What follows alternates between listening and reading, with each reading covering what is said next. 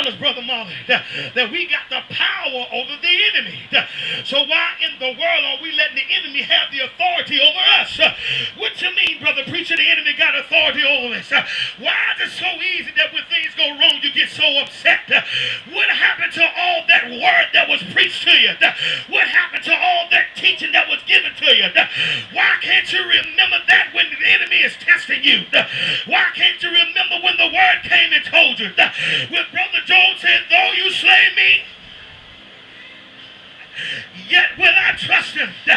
You got to learn how to tell the enemy that when it get hard, he said, all the days of my appointed time, I'm going to wait till my change comes. Ooh, yeah. Look over your neighbor. I can see my season on the horizon because I'm dismissing the enemy out. If you know that you got the victory tonight, lift your hands and say, I got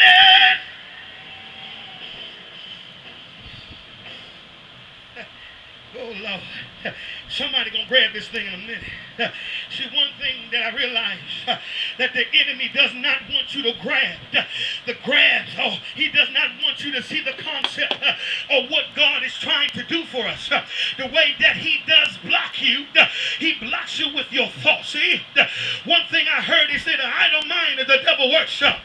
He said that a double-minded man is unstable in all his ways. He always to opinions. What do you mean, brother preacher? Why in the world you got your one foot in the church and your next foot in the world? You got to realize that no man can serve two masters. God said, either you love the one, hate the other one, love me. You got to realize that God is a jealous God.